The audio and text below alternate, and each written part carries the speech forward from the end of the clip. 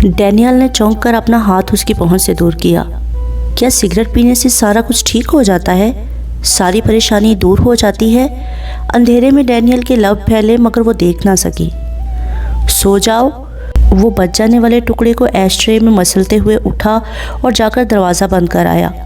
सारा अभी तक उसकी बताई बातों को ज़हन में दोहराते हुए उसकी कमीज़ के बटनों से खेल रही थी जब कमरे में उसके खराटे गूंजने लगे, जिनकी वजह से तुम्हारा माली नुकसान हुआ और तुम शाम 10 बजे से गायब रहे हो।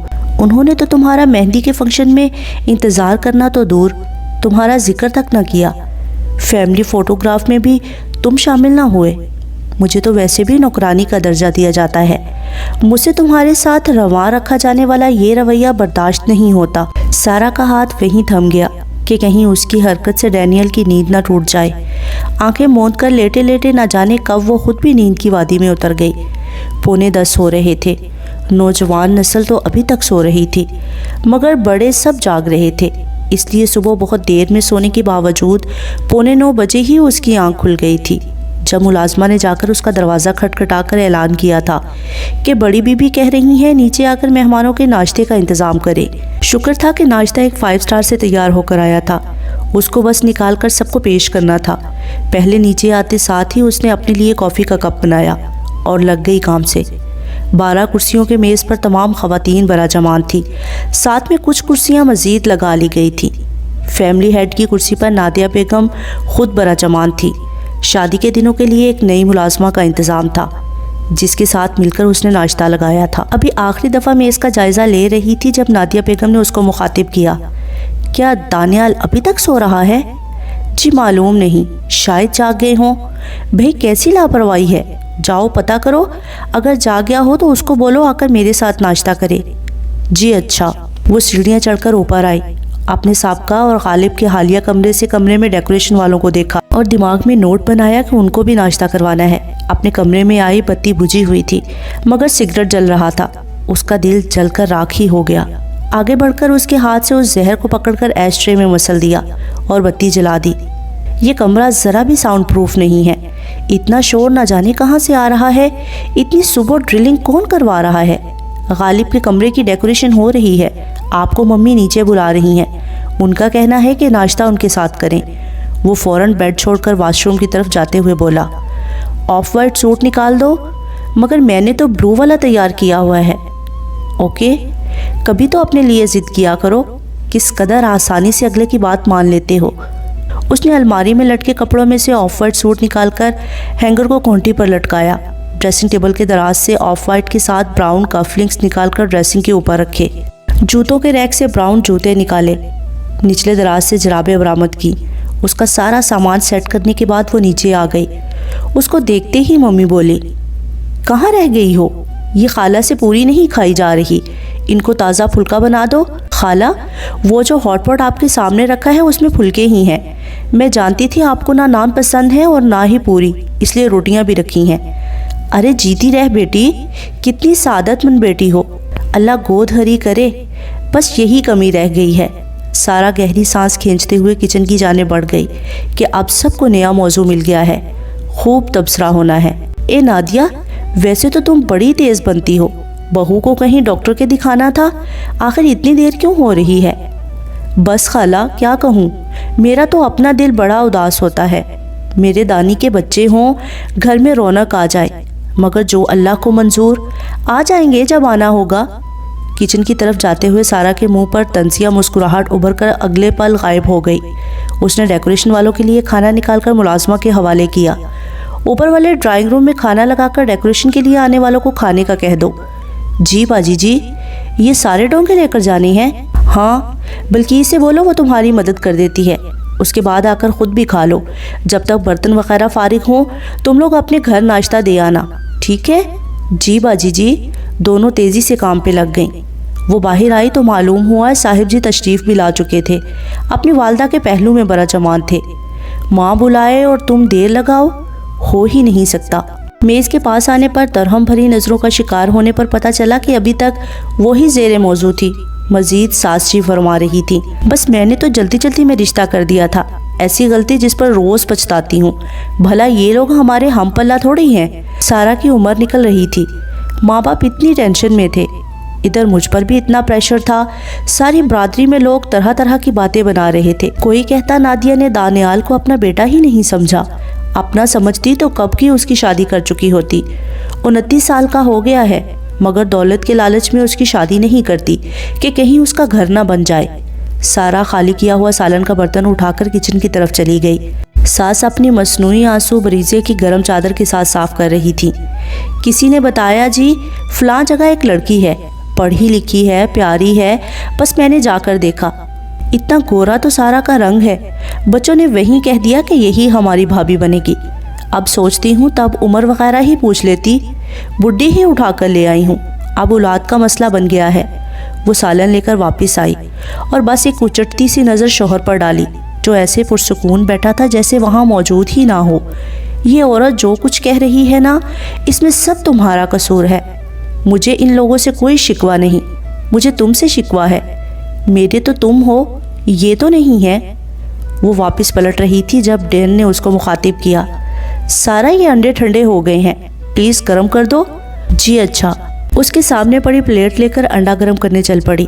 अरे बेटा, सारा मेज़ भरा हुआ है, ये पाए लो, हलवा पूरी लो, खाली अंडे क्यों खा रहे हो? वो मुस्कुराया। सफ़ेद बेदाग दांतों की बत्तीसी नज़र आकर अगले पल छुप गई। सारा ने गर्दन वापस सीधी कर ली। खाला, मेरा दानियाल ज़्यादा भारी खुराक नहीं लेता। सर्दियों में सुबह के वक्त 2 अंडे और साथ में चाय या दूध का गिलास, बस। और गर्मियों में फ्रूट जूस, दही वगैरह। आपने देखा नहीं, माशाल्लाह 32 का हो गया है, मगर जिस्म पर एक औंस चर्बी का नहीं है। नादिया की जेठानी तब से सुन रही थी, अब बोल ही उठी, हाँ भाई ये तो है, अल्लाह बुरी नज़र से बचाए। वैसे नादिया, तुम्हें अब अफसोस तो होगा कि क्यों सोतन के बेटे को इतना अरसा कबूल न किया। अब देखो, वही बेटा जिसको तुम हबशी, काला कलोटा और ना जाने क्या क्या कहती थी, आज उसी बेटे ने तुम्हें मलका बना दिया हुआ है। अल्लाह बख्शे, जब भाईजान फौत हुए तब क्या हालात थे।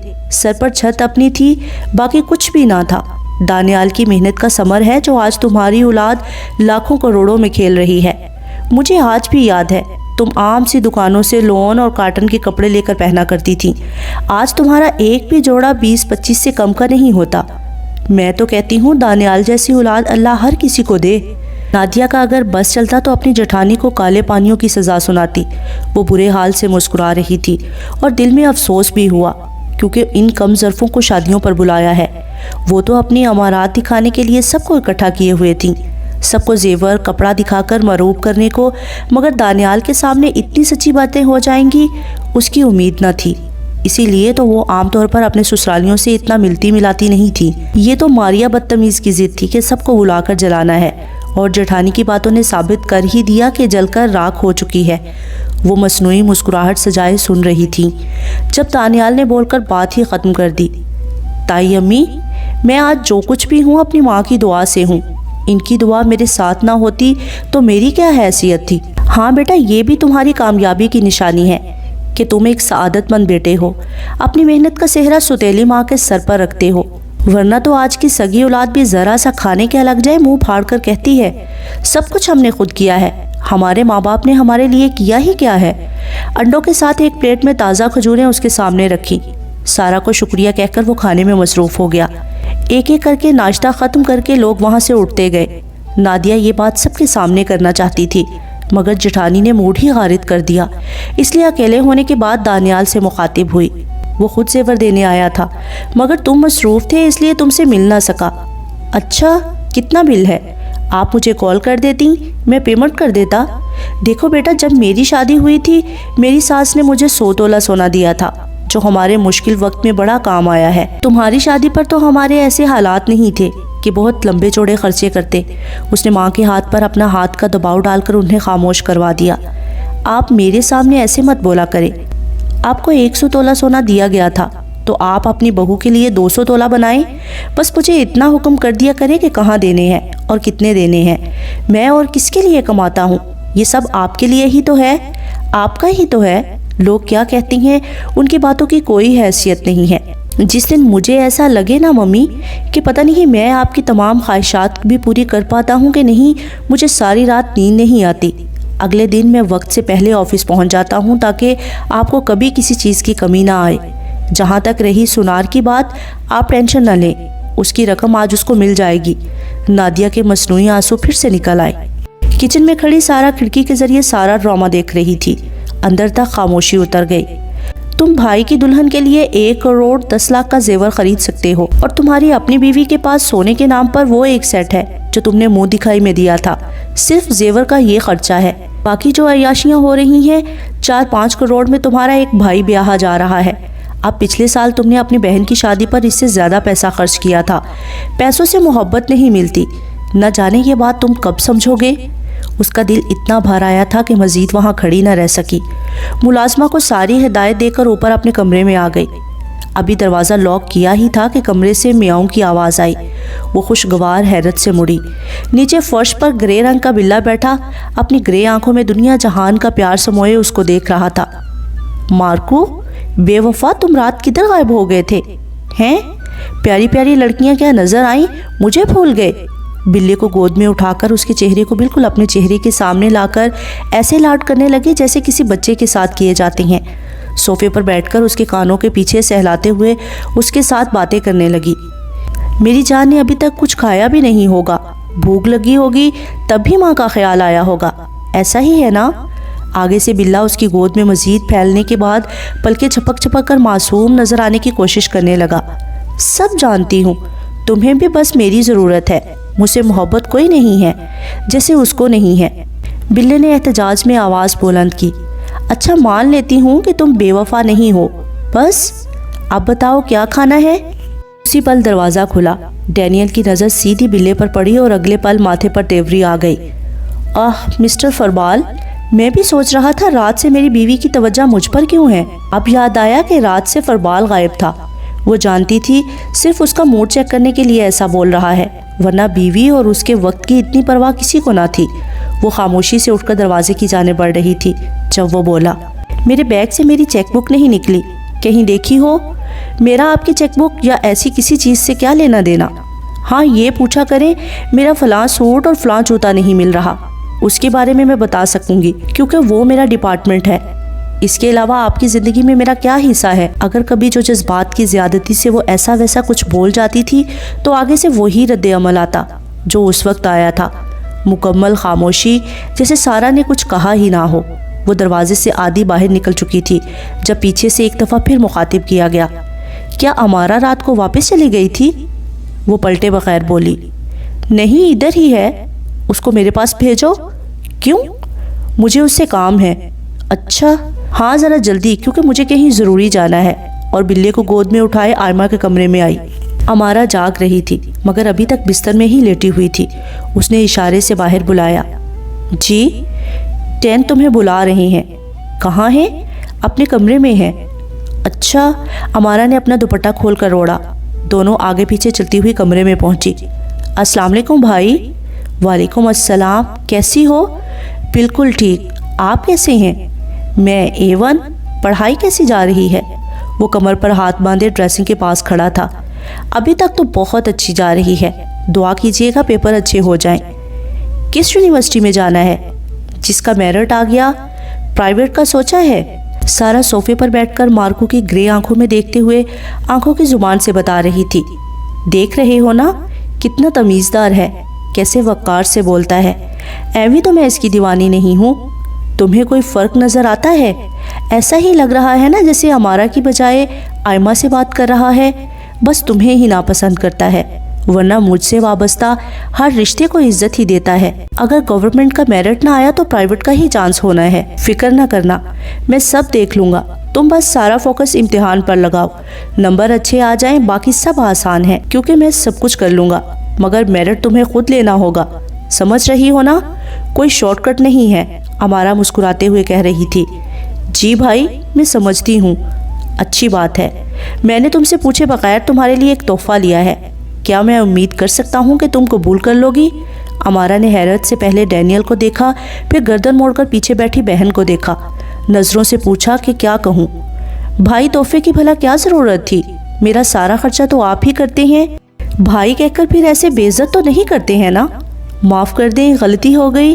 وہ بیڈ کے پاس آیا، اور دیوار کے پاس رکھا سفید بیگ اٹھا کر امارا کے سامنے بیڈ پر رکھتے ہوئے بولا، آئمہ کو لیپ ٹاپ کی ضرورت تھی، اس کے لیے منگوانا تھا، پھر خیال آیا کہ تم بھی یونیورسٹی جا رہی ہو، تمہیں بھی اس کی ضرورت ہوگی۔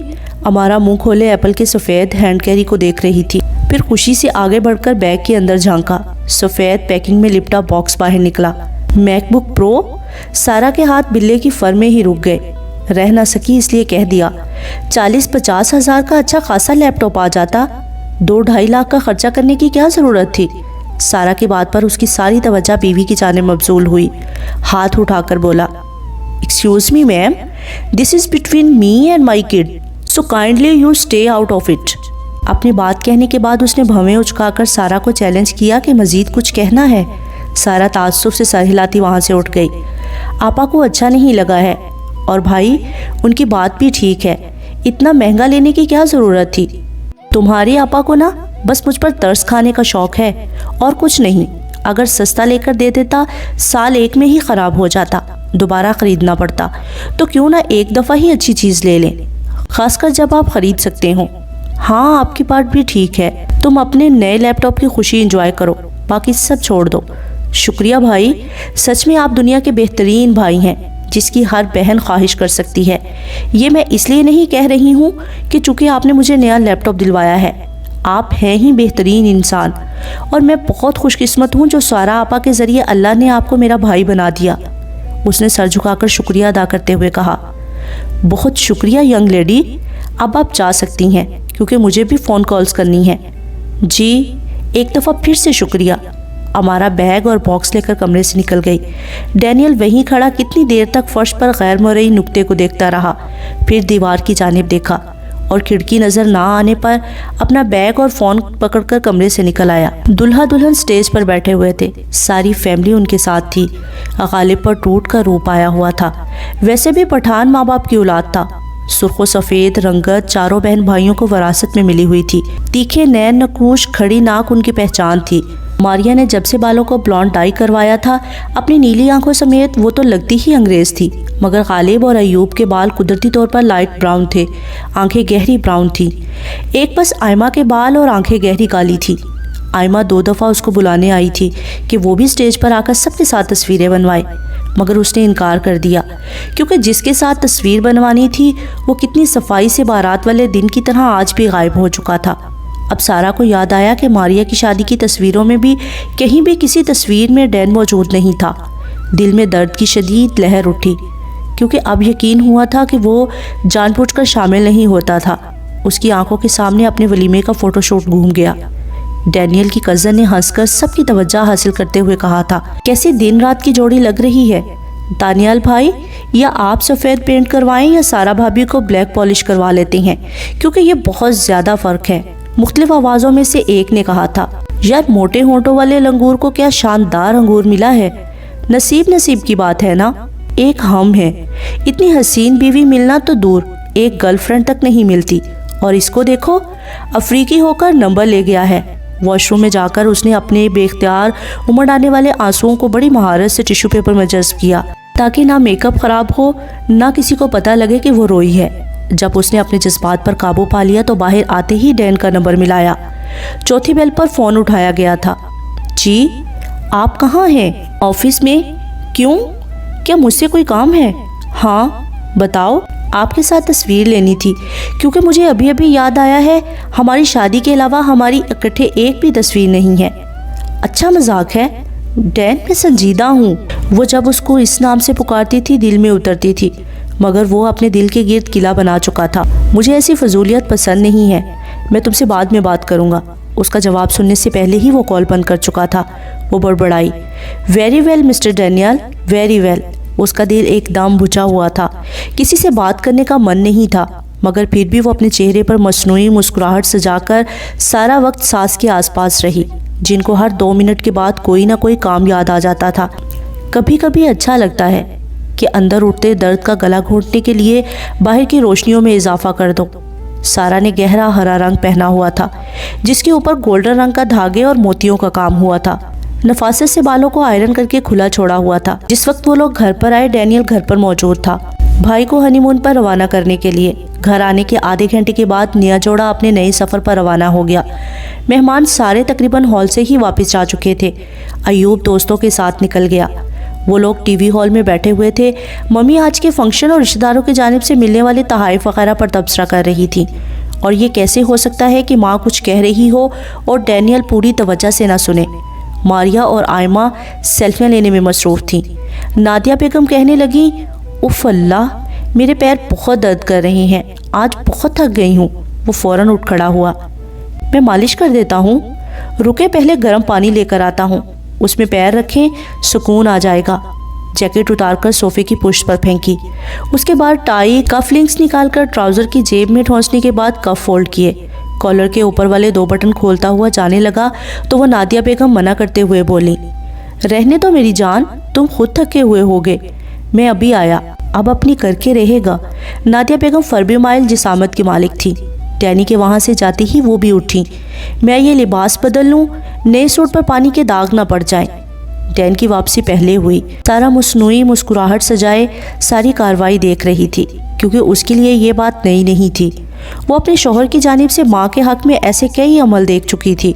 ڈینیل نے پہلے کارپیٹ پر تولیہ بچھایا، پھر لا کر گرم پانی کا چھوٹا ٹب اس تولیے پر رکھا اور منرل سالٹ کا پیکٹ لا کر تھوڑا سا ٹب میں ڈالا۔ ماں کے پیر پانی میں تھے اور وہ نرم نرم ہاتھوں سے ان کے کندھے دبا رہا تھا، ساتھ ساتھ باتیں بھی ہو رہی تھی۔ 200 کے قریب سیلفیاں لینے کے بعد اس میں سے 150 ڈیلیٹ کرنے کے دوران ماریا نے کئی دفعہ سارا کا جائزہ لیا، پھر چہرے پر کمینی سی مسکراہٹ لیتے ہوئے اپنی جگہ سے اٹھی اور جا کر فون کی اسکرین ماں کے سامنے کی۔ اب ظاہر ہے ڈینیل ان کی پشت پر موجود تھا، تصویر اس نے بھی دیکھی تھی، جبکہ نادیہ بیگم نے آنکھیں میچ کر دیکھتے ہوئے دریافت کیا، یہ کیا ہے؟ پہچانی نہیں ہے؟ آپ کی بڑی بہو ہیں، یہ ساتھ میں شمائلہ کا بڑا بھائی کھڑا ہوا ہے۔ سارا اس کے ساتھ کھڑی کتنی پیاری لگ رہی ہے نا؟ سارا کے گال تپ اٹھے، شرمندگی کے مارے شوہر کی طرف دیکھ بھی نہ سکی، مگر پہلے ہی وہ بھری بیٹھی تھی، اس نے پھٹ پڑی، ماریا، جہاں تک مجھے یاد ہے میں نے کبھی تمہارے ساتھ نہ کوئی بدتمیزی کی ہے، نہ تمہارے کام میں دخل اندازی کی ہے، پھر تم اس قسم کی فضول ترین بات کر کے کیا ثابت کرنا چاہ رہی ہو؟ ڈینیل سے کسی قسم کا رد عمل نکلوانا آسان کام نہیں تھا۔ اس کا چہرہ اس وقت ہر قسم کے تاثرات سے صاف تھا۔ ماریا نے خوشگوار حیرت سے سارا کو دیکھا اور بولی، یہ چیز، تم میرے سب سے ناپسندیدہ بھائی کی بیوی ہو، مگر تم ایک اچھی لڑکی ہو، اس شوہر کے گھر والوں کے کام کرتی ہو جس شوہر کے پاس تمہارے لیے ایک سیکنڈ تک نہیں ہوتا۔ مجھے تمہاری اس سو کال شادی شدہ زندگی پر رحم آتا ہے، تم اس کو چھوڑ کیوں نہیں دیتی ہو؟ یہ انسان نہیں ہے، 1+1 کرنے والی مشین ہے۔ انسانوں والے احساسات اس کے سسٹم میں موجود ہی نہیں ہے۔ نادیہ بیگم نے بیٹی کو ٹوک دیا، ماری، یہ کیا بکواس کر رہی ہو؟ گھر کے کاموں کے لیے نوکر آتے ہیں، یہ کیا کرتی ہے؟ اس نے تو خواب میں بھی ایسی زندگی کا نہیں سوچا ہوگا۔ میرے دانیال کی بیوی ہونا کوئی عام بات نہیں ہے۔ بالکل ٹھیک کہہ رہی ہیں، اور یہ سب آپ کا ہی کیا دھرا ہے۔ معافی چاہتی ہوں ممی، مگر سارا کے ساتھ ظلم ہوا ہے اور مجھے اس پر رحم آتا ہے۔ چلے اگر صرف میاں کی بے نیازی کی بات ہوتی تو بھی تھا، یہاں تو نہ شکل، نہ صورت، نہ سیرت۔ مگر مجھے ایک بات بہت حیران کرتی ہے، سارا سے زیادہ تم اس کے گھر والوں کا خیال کرتے ہو۔ ممی، آپ کو پتہ ہے اس نے ہمارا کو 2.5 لاکھ کا لیپ ٹاپ دلوایا ہے، خود خرید کر لایا تھا، اور اس کی بیوی اپنی شاپنگ ڈرائیور کے ساتھ جا کر کرتی ہے۔ اس کے لیے تو آج تک نہیں دیکھا کہ کالو صاحب کوئی تحفہ خرید کر لائے ہوں۔ سارا کے کانوں سے دھواں نکل رہا تھا، وہ وہاں سے اٹھ جانا چاہتی تھی، مگر کانپتی ٹانگیں جیسے بے جان سی ہو گئی ہوں۔ کارپیٹ پر نظر جما کر کوئی ایسا منتر یاد کرنے لگی جسے پڑھ کر بیٹھی بیٹھی وہاں سے غائب ہو جائے، مگر ایسا کہاں ہوتا ہے۔ ماریا کی آخری بات نے ڈینیل کے اعصاب پر آخری کاری ضرب لگا ہی دی۔ جس وقت اس نے روح سے آر پار ہوتی سرد نگاہیں بہن پر گاڑ کر سوال کیا۔ ایک دفعہ ماریا ڈر گئی، مگر ظاہر نہیں کیا۔ ماریا، تم 28 سال کی ہو نا؟ اور میری عمر شاید تمہیں یاد نہ ہو۔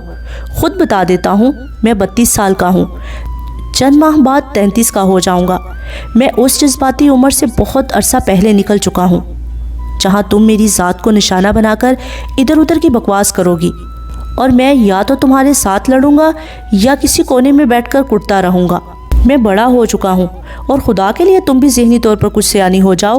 اب شادی شدہ ہو، کیا کل سسرال میں بھی جو شخص تمہیں ناپسند ہوگا اس کو اور اس سے وابستہ رشتوں کو یوں ہی تماشا بناؤ گی؟ اور اگر میرے ساتھ چھیڑخانی کرنی ہے تو کرو، جو کہنا ہے کہو، مگر کسی تیسرے فرد کو بیچ میں مت گھسیٹو، خاص کر وہ جو یہاں موجود نہ ہو۔ امارا کے حوالے سے تم نے جو زبان استعمال کی ہے، مجھے شرم آ رہی ہے کہ تم میری بہن ہو۔ ماریا واپس صوفے پر دھپ سے بیٹھتے ہوئے استہزائیہ ہنستے ہوئے بولی، چلو کوئی نہیں، آج تک میں شرمندہ ہوتی آئی ہوں کہ تم میرے بھائی ہو۔ میرا آج بھی ڈوب مرنے کو دل کرتا ہے۔ جب تم مجھے کالج چھوڑنے جایا کرتے تھے، میرے کالج کی ہر لڑکی تمہیں میرا بھائی نہیں بلکہ کوئی کمزاد ڈرائیور سمجھتی تھی، اسی لیے تو مجھے سارا کی قسمت پر ترس آتا ہے۔ ہاں، اسی کمزاد نظر آنے والے ڈرائیور کو تمہاری سہیلیاں خوشی خوشی اپنے گھر کے فون نمبر دیتی تھیں، اور سارا کو یہاں کسی نے قید نہیں کیا ہوا، اپنی مرضی کی مالک ہے، جو چاہے پہنے جو چاہے کھائے، اور یقین مانو میں نے اس کو ہتھکڑی باندھ کر اپنے ساتھ نہیں رکھا ہوا ہے، یہ جب چاہے مجھے چھوڑ سکتی ہے۔ میں نے اپنی منگنی کے بعد اور شادی سے پہلے اس عورت کو 10 دفعہ کہا تھا، یہ اگر میرے ساتھ شادی کرنے پر رضامند نہ ہو تو بلا جھجک انکار کر سکتی ہے۔ مجھے لگا شاید مالی حالات اور ماں باپ کی بیماری کی وجہ سے مجبور ہے، انکار نہیں کر پائی۔ شادی کے بعد ازدواجی تعلق قائم کرنے سے پہلے میں نے اس کے سامنے حلفیہ کہا تھا، میں اس کو اتنا پیسہ دے دوں گا کہ اس کو باقی زندگی مالی تنگی نہیں آئے گی، مجھے کوئی شکوہ نہیں ہوگا۔ یہ مجھے چھوڑنا چاہے تو دروازہ کھلا ہے، یہ اس کی اپنی مرضی تھی جو اس نے میرا ساتھ چنا۔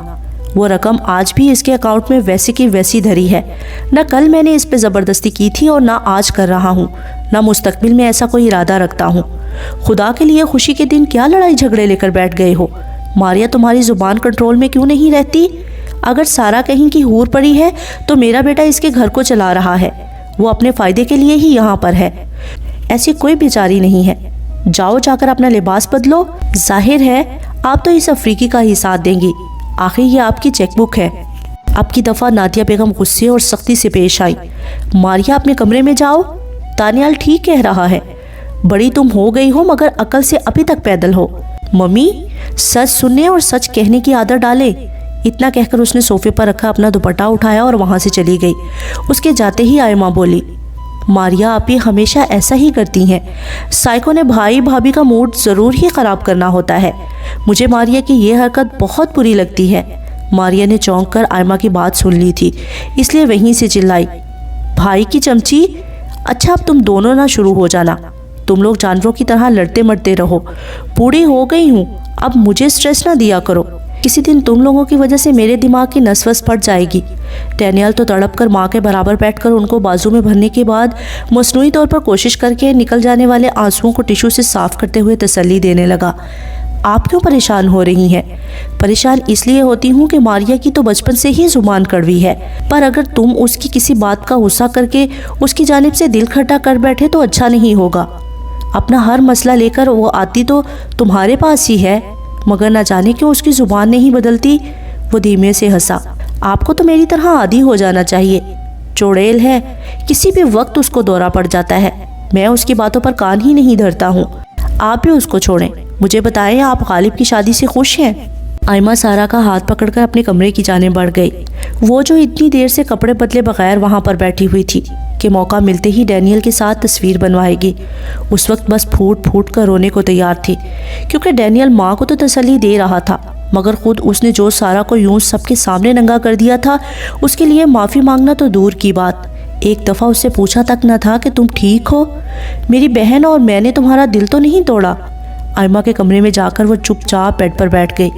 آئمہ بولی، آپ اس طرح سے اداس بالکل بھی اچھی نہیں لگ رہی ہیں، آپ رکے، میں آپ کی نائٹ گاؤن وغیرہ ادھر ہی لے آتی ہوں، آج آپ میرے پاس رہیں گی، ڈینی کو اکیلا رہنے دے، کچھ دن ان سے بات بھی بالکل مت کیجیے گا، دیکھ لینا کیسے بھاگے ہوئے آئیں گے، آپ کے بغیر ایک دن بھی گزارا نہیں ہوتا، مگر مانتے نہیں ہیں۔ ہاں، گزارا اس لیے نہیں ہوتا کہ محبت ہے، بلکہ ان کو ہر چیز وقت پر سامنے تیار نہیں ملتی۔ ہاں، ان کو تو اپنے کام خود سے کرنے دیں، آپ کوئی ان کی نوکرانی تھوڑی لگی ہوئی ہیں۔ نوکرانی ہی ہوں، میری جان، نوکرانی ہی ہوں، بیوی سمجھی جاتی تو آئے دن یوں سب کے سامنے ذلیل نہ ہو رہی ہوتی۔ آئمہ، تمہارا بھائی کبھی بھی میرے لیے کچھ اچھا کیوں نہیں بول سکتا؟ کیوں کون اپنی ماں بہن کے سامنے ایسے کہتا ہے کہ میں نے اس کو کہا ہوا ہے مجھے چھوڑ کر جانا چاہے تو چلی جائے، یہ خود نہیں جاتی ہے؟ یعنی ہمارے رشتے کی یہ حیثیت ہے کہ میرے ہونے یا نہ ہونے سے اس کی صحت پر گھنٹا اثر نہیں پڑتا۔ جس دن آپ نے ان کو چھوڑ دیا نا، میں بتا رہی ہوں، وہ روتے ہوئے آپ کے پیچھے آئیں گے۔ سارا نے ہنستے ہوئے اپنے آنسو صاف کیے۔ میری جان، تم نہ ہمیشہ یوں ہی خوشائن باتیں کر کے مجھے نارمل کرتی ہو۔ میں آپ کے کپڑے لاتی ہوں، آپ ادھر چینج کریں، دونوں اکٹھے مووی دیکھتے ہیں، پھر آپ یہیں میرے پاس سوئیں گی۔ نہیں تم مت جاؤ، میں وہیں جا کر بدل آتی ہوں، تمہارے بھائی کے کپڑے بھی نکال آؤں گی۔ دیکھا، آپ کی انہی باتوں نے ان کو سر پر چڑھایا ہوا ہے۔ خبردار، جب تک وہ معافی نہیں مانگ لیتے آپ ان کے کسی کام کو ہاتھ نہیں لگائیں گی۔ بظاہر تو 6 فٹ سے لمبا انسان ہے، مگر کئی معاملات میں وہ بالکل بچے ہیں۔ ہر چیز نکال کر سامنے رکھنی پڑتی ہے، ورنہ ایک سوٹ نکالنے کے چکر میں ساری الماری الٹ پلٹ کر دی جائے گی اور وہ مجھے ہی صاف کرنی پڑے گی۔ جو مرضی ہو جائے، آپ یہاں سے نہیں ہلیں گی۔ وہ ریموٹ اٹھا کر نیٹ فلکس پر کوئی اچھی سی کامیڈی مووی نکالے، میں ابھی آئی۔ آئمہ، تم بھی کوئی کم ضدی نہیں ہو، آئمہ کہا لگاتی ہوئی اپنے پیچھے دروازہ بند کر گئی۔ 10 منٹ بعد آئمہ ایک نئی خبر کے ساتھ واپس آئی۔ آپ کو پتہ ہے آپ کا بیڈ روم نیچے چلا گیا ہے۔ کس کمرے میں؟ ڈرائنگ روم میں۔ اچھا، اصل میں تمہارے بھائی کو اوپر والا کمرہ پسند نہیں آیا تھا۔ ہاں، ممی کو بتا رہے تھے کہ ان کو اس بند کمرے میں ٹھیک سے نیند نہیں آتی تھی، اور ہمارے ہال سے واپس آنے سے پہلے وہ گھر پہ ساری سیٹنگ ہی کروا رہے تھے۔ ڈرائنگ روم کہاں شفٹ کیا گیا ہے؟ گیسٹ روم کے ساتھ کونے میں جو کمرہ نہیں ہے جس کا دروازہ باہر لان میں کھلتا ہے، ادھر بھلا بیڈ روم بنا لیتے۔ اس کمرے کی کھڑکیاں چھوٹی ہیں۔ اچھا، آپ یہ لیں آپ کے کپڑے، اور بھائی کو میں بتا آئی ہوں کہ آپ میرے کمرے میں رہیں گی۔ انہوں نے کیا کہا؟ بولے اوکے۔ دیکھنا، ان کو گھنٹہ فرق نہیں پڑتا۔ اس نے لباس بدل کر نماز پڑھی، پھر آئمہ کے بیڈ پر لیٹ گئی، جو اپنی نائٹ روٹین سکن کیئر کی چیزیں منہ پر لگا کر نیٹ فلکس پر مووی ڈھونڈ کر اس کے انتظار میں تھی۔ فلم ابھی آدھی بھی نہیں ہوئی تھی جب دوران میں ہی آئمہ سو گئی۔ اس نے ساری فلم ختم کی۔ 2 گھنٹے کی طویل فلم ختم ہو گئی، مگر اس کی تھکی ہوئی آنکھوں میں نیند مہربان نہ ہوئی۔ آواز آہستہ رکھ کر اس نے سرفنگ شروع کر دی۔ کوئی گھنٹہ تو اسی چکر میں گزر گیا۔ نارمل انسان کو تو اب تک نیند آ گئی ہوتی، مگر وہ نارمل تھوڑی تھی۔ جب نہ رہا گیا تو بیڈ سے اٹھ کر کپڑوں کے اوپر گرم نائٹ گاؤن پہنی وہ کمرے سے نکل آئی۔ سارے گھر پر خاموشی کا راج تھا۔ خود کو یوں ہی کہہ رہی تھی کہ باورچی خانے سے پانی لینے جا رہی ہوں، پانی پی کر واپس آئمہ کے پاس ہی جاؤں گی۔ بنا آواز بند کیے دبے پاؤں نیچے آئی۔ ہال کی بتی جل رہی تھی، ممی کے کمرے کا دروازہ بند تھا۔ ایوب کے کمرے سے موسیقی کی آواز آ رہی تھی۔ وہ اس کے سامنے سے ہوتی ہوئی اسی طرح دبے پاؤں چلتی ہوئی اپنے نئے بیڈ روم کے سامنے رکی۔ دروازہ کھلا ہوا تھا، کھڑکیوں کے پردے ہٹے ہوئے تھے۔ باہر سے آنے والی روشنی میں بیڈ پر تچھا پڑا ہوا نظر آیا۔ ہاتھ میں وہی بیماری جل رہی تھی، اور کمرے میں پھیلے ہوئے دھوئیں سے اندازہ لگانا مشکل نہیں تھا کہ کم از کم ایک پورا پیکٹ پھونکا جا چکا تھا۔ وہ دروازے سے ہی پلٹ جانا چاہتی تھی، مگر ایسا نہ کر سکی۔ کمرے میں آ کر پہلے تو اس کے ہاتھ سے بچا کچا سگریٹ جھپٹا اور کھڑکی کا پٹ کھول کر باہر پھینک دیا۔ وہ کچھ نہیں بولا۔ سارا نے بتی جلا کر بیڈ پر نظر ڈالی۔ کپڑے بدلنے تو دور کی بات، صاحب جی نے ابھی تک جرابے جوتے تک نہیں اتارے ہوئے تھے۔ ایک نظر وال کلاک پر ڈالی، 2:45، یعنی اس نے قسم کھائی ہوئی ہے کہ کبھی وقت پر نہیں سونا۔ الماری میں سے کپڑے نکال کر بیڈ پر پٹکے۔ وہ فوراً اٹھا، جوتے اتارنے کے بعد جرابوں سمیت اٹھا اور کپڑے پکڑ کر واش روم میں گھس گیا۔ سارا غصہ پیتی کچن میں آئی، فریج میں ابلا پڑا دودھ نکال کر دوبارہ گرم کیا، اور آج جگ میں ڈالنے کی بجائے بڑے سائز کے مگ میں نکال کر ایک پلیٹ میں رکھ کر لے آئی۔ ڈارک براؤن شلوار سوٹ پہنے وہ بیڈ گراؤنڈ کے ساتھ ٹیک لگا کر بیٹھا اپنے فون پر کچھ ٹائپ کر رہا تھا، جو اس کی دماغی پریشانی کی نشانی تھی، کیونکہ عام طور پر وہ گھر پر فون کو صرف اسی وقت پکڑتا تھا جب ضروری فون آتا۔ بیڈ روم میں ہوتے ہوئے وہ فون پر نہیں جاتا تھا۔ اس کے کچھ اصول بہت اچھے تھے۔ گھر پر غیر ضروری طور پر موبائل فون کا استعمال نہ کرنا ان میں سے ایک تھا۔ سارا کو آتے دیکھ کر اس نے فون رکھ دیا۔ سارا نے پاس جا کر پلیٹ آگے کی۔ اس نے چپ چاپ مگ پکڑ کر دودھ پینا شروع کر دیا۔ اینڈ پر حسب عادت تھوڑا سا چھوڑ دیا۔ مگ میں بچا دودھ سارا نے دوبارہ سے اس کے ہاتھ میں پکڑا دیا۔ وہ اس کے سنجیدہ چہرے کو دیکھ رہا تھا اور وہ اپنی نگاہیں مگ پر ٹکائے کھڑی تھی۔ تم جانتی ہو نا مجھے نیند نہیں آنی ہے۔ وہ اس کے آئمہ کے کمرے میں سونے کی جانب اشارہ کر رہا تھا۔ وہ سمجھ کر جواب دیتے ہوئے بولی، نہ آئے، نیند تمہیں بھی نہیں آنی۔ وہ اسی طرح سپاٹ لہجے میں بولی، نہ آئے؟ کتنے دن ناراض رہنا ہے؟ جتنے دن میرا دل چاہے۔ اگر ناراض ہی رہنا ہے تو اس وقت کیوں آئی ہو؟ میری مرضی۔ صبح 10:30 پر میری بہت اہم میٹنگ ہے، تو میں کیا کروں؟ اگر نیند نہ لے سکا تو سارا دن بڑا شٹ جائے گا۔ میرا کیا لینا دینا؟ تو یہ تمہارا آخری فیصلہ ہے؟ ہاں، تم جانتی ہو نا ماریا کو مجھ سے شدید قسم کی نفرت ہے، اور تم میری ہونے کی وجہ سے وقتاً فوقتاً ایسی صورتحال کا سامنا کرتی رہتی ہو۔ نیا کیا ہے؟ کیوں ایک نان ایشو کو کھینچ رہی ہو؟ تم کبھی اپنی غلطی نہ دیکھنا، الٹا مجھے ہی قصوروار بنا دیا کرو۔ اگر میں کہوں کہ میں کچھ زیادہ بول گیا تھا، معاف کر دو، تو اب معافی مانگنے کا کیا فائدہ ہے؟ ہماری تصویر تو نہیں بن سکی۔ تو ڈیم پکچر، وہ صدمے سے اس کی آنکھوں میں دیکھتے ہوئے پلٹنے لگی تھی جب اس نے ہاتھ بڑھا کر سارا کی کلائی تھام لی۔ پلیٹ کو سائڈ پر رکھو۔ کیوں؟ رکھو تو بتاتا ہوں۔ سارا نے پلیٹ ایک طرف رکھ دی۔ ڈینیل اپنا موبائل ہاتھ میں لے کر کھڑا ہوا، ٹیوب لائٹ کی جانب سے سارا کا چہرہ کر کے، پیچھے سے اس کو بازوؤں کے گھیرے میں لے کر سامنے کی جانب ہاتھ بلند کر کے اس کی اور اپنی سیلفی لے ڈالی۔ سارا کا منہ پھولا ہوا تھا، سر ڈینیل کے سینے سے مس ہو رہا تھا اور تصویر میں وہ کیمرے کی آنکھ کو گھور رہی تھی۔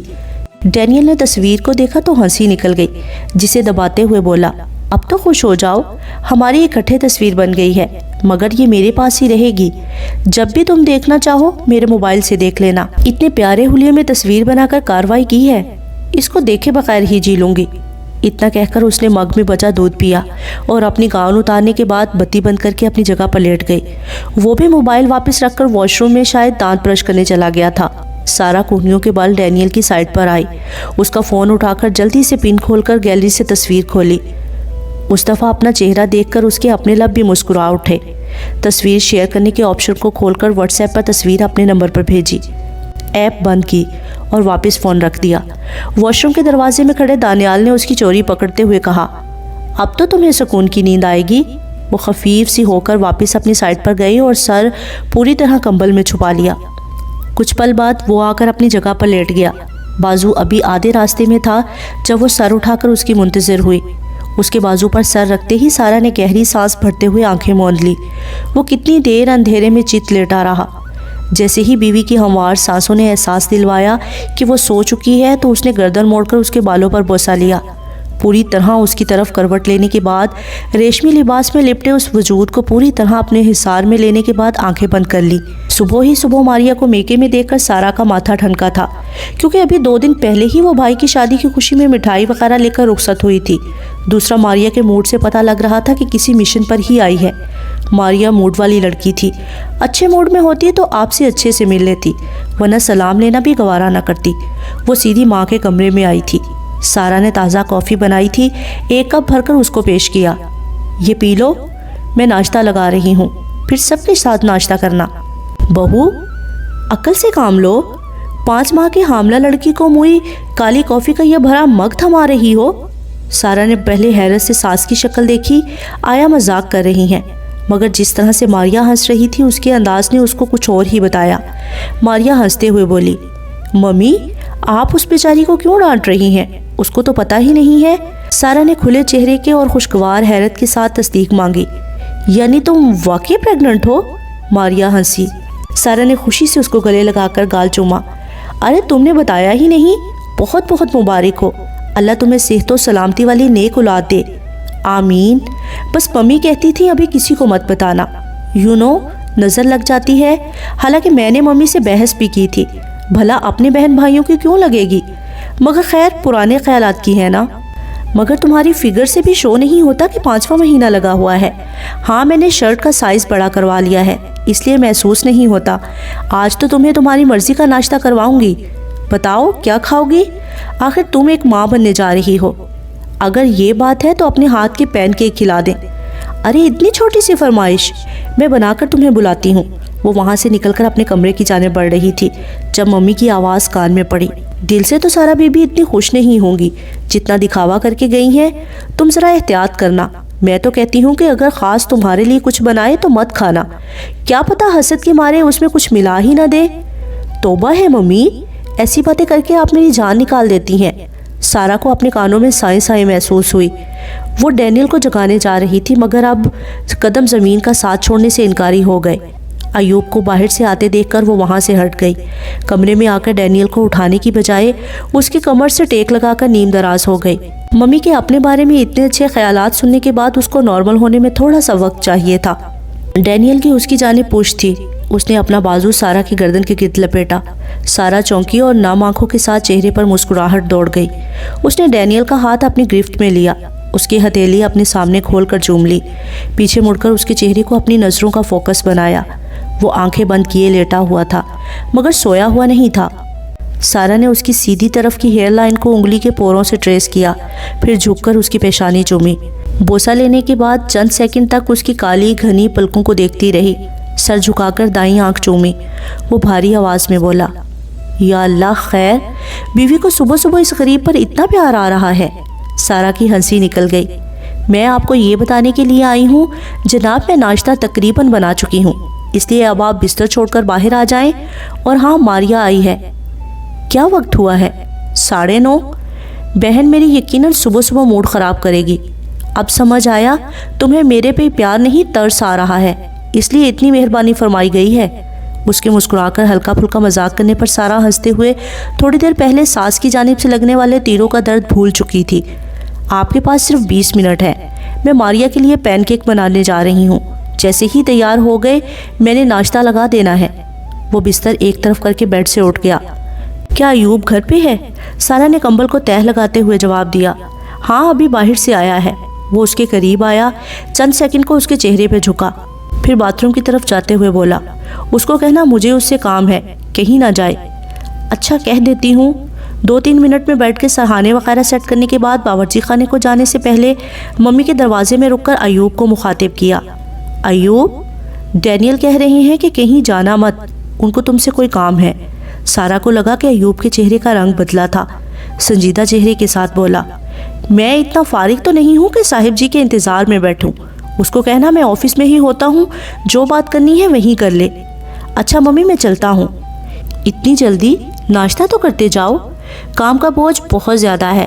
نواب صاحب تو سارا دن یہاں سے وہاں میٹنگز کے نام پر عیاشیاں کرتے ہیں، آفس کا سارا بکھیڑا تو میں ہی دیکھ رہا ہوں۔ رات کو ملتے ہیں، اگر میرے آنے تک آپ جاگ رہی ہوئیں تو۔ سارا حیرت کے مارے پلک تک نہ جھپک پائی۔ یہ آدمی ابھی 2 ہفتے پہلے ماں کی منتیں کرنے پر آفس جانا شروع ہوا تھا اور اس کو عیاش کہہ رہا تھا، جس نے آج تک اس کی ہر خواہش پوری کی تھی۔ سارا کے سامنے ایوب کے اس طرح بولنے پر نادیہ بیگم نے اس کو گھوری سے نوازتے ہوئے اوپر سے ڈانٹ دیا، بدتمیز، شرم نہیں آتی باپ جیسے بھائی کے لیے اس طرح بات کرتے ہوئے؟ اچھا اماں، میرا منہ نہ کھلوانا، جا رہا ہوں، تم اپنی بیٹی کے ساتھ بیٹھ کر سازشوں کا کام جاری رکھو۔ نادیہ کا بس نہیں چل رہا تھا، ورنہ بیٹے کو رکھ کے 2-3 لگا دیتی۔ سارا غصہ سارا پر اونڈیل دیا۔ تم نے ناشتہ بنا لیا ہے یا ابھی تک بس اندر باہر ہی گھوم رہی ہو؟ اس وقت تک لوگ کھا پی کر کاموں پر نکل جاتے ہیں، ہمارے گھر صبح ہی 10 بجے ہوتی ہے۔ بھوک سے میرا بی پی لو ہو رہا ہے۔ بھوک سے بی پی لو ہو رہا ہے؟ صبح سے 1 پیالی دہی، ساتھ میں فروٹ، ساتھ میں چائے اور کیک کھانے کے بعد بھی یہ عالم ہے؟ جی بس 10 منٹ چاہیے ہیں۔ ماریا اپنی نیل پالش اتار رہی تھی۔ پین کیک بنانے سے لے کر ناشتہ بنانے تک ایک ہی دعا دماغ میں گھومتی رہی، یا اللہ ان لوگوں کی اصلیت ڈین پر کھول دے، یہ لوگ اس کے ساتھ مخلص نہیں ہیں۔ وہ ناشتے کی میز کو آخری دفعہ چیک کر رہی تھی کہ آیا سب کچھ آ گیا ہے، تبھی ماریا اور ممی نے آ کر اپنی کرسیاں سنبھالی۔ سارا نے ان کے پیچھے آتے ڈینیل کو دیکھا۔ وہ سفید کھدر کے سوٹ کے اوپر مسٹرڈ اونی جیکٹ پہنے ہوئے تھا، ماتھے پر سوچ کی لکیر تھی۔ ناشتے کے دوران وہ ماں سے پوچھنے لگا، ممی آپ کے گھٹنے کا درد اب کیسا ہے؟ کیسا ہونا ہے بیٹا، بڑھاپا آ گیا ہے، اب یہ سب چلتا رہنا ہے۔ میں آپ کا فیزیو ڈاکٹر بدل رہا ہوں، میرے ایک دوست نے ڈاکٹر بتایا ہے، لڑکی ہے، امریکہ سے پڑھی ہے، ابھی ادھر آ کر اپنا کلینک چلا رہی ہے۔ میں نے کل اپنی اسسٹنٹ کو بولا تھا کہ وہ آپ کے لیے اس ڈاکٹر سے وقت لے، آج وہ مجھے بتائے گی۔ آپ اپنے ملٹی وٹامن تو باقاعدگی سے لیتی ہیں نا؟ ہاں، جب سارا کو یاد آتا ہے تو دے دیتی ہے، مجھے تو سمجھ ہی نہیں آتی کون سی گولی کس مقصد کے لیے ہے۔ پہلے ماریا یہاں ہوتی تھی تو کبھی ناغہ نہیں ہوتا تھا۔ سارا نے دل ہی دل میں دعا کی، اب ان کے سامنے مجھے مت سنا دینا، مگر ہر دعا قبول کب ہوتی ہے؟ سارا، وٹامنس اہم ہیں، ناغہ کیوں ہونے دیتی ہو؟ فون پر ریمائنڈر لگا لیا کرو یا میں آفس سے کال کر کے یاد دلوا دیا کروں۔ نہیں، میں کوشش کروں گی کہ اب نہ بھولوں۔ تم اس عورت کی ہر بات کو کیوں سنتے ہو؟ یہ جھوٹی ہے۔ ماریا نے پین کیک کے ساتھ کانٹے پر اسٹرابری کا پیس منہ میں رکھتے ہوئے کہا، دانیال جی، مجھے کچھ پیسے چاہیے ہیں۔ کتنے؟ 70 لاکھ۔ ڈینیل نے نظر اٹھا کر بہن کو غور سے دیکھا، جیسے 70 لاکھ نہ ہو میٹھی ٹافی ہو گئی۔ اس نے ایک نظر ماں پر ڈالی، جو یکسر لاتعلق نظر آ رہی تھی۔ کیا جان سکتا ہوں اتنی بڑی رقم کس لیے چاہیے؟ کیوں؟ ویسے تو جہاں کہیں پیسے لگاتے ہو وجہ دیکھ کر ہی لگاتے ہو۔ Pretty much. ارشد نے اپنے دوست کے ساتھ مل کر ایک ریسٹورنٹ خریدا ہے۔ 10 لاکھ اس کے پاس تھے، وہ ڈاؤن پیمنٹ میں دے دیا۔ بینک سے قرضہ منظور نہیں ہوا، میں نے اس کو کہا کہ تم سے لے دیتی ہوں۔ وہ تو کسی کا احسان لینے کے لیے راضی نہیں تھا، مگر میں نے اس کو بتایا کہ جو کچھ دانیال کے پاس ہے وہ سب میرے باپ کی جائیداد بیچ کر ہی بنایا گیا ہے، اس لیے اس پر میرا بھی پورا حق ہے۔ تم ویسے میری مدد نہ کرنا چاہو تو جائیداد میں میرا حصہ ہی دے دو۔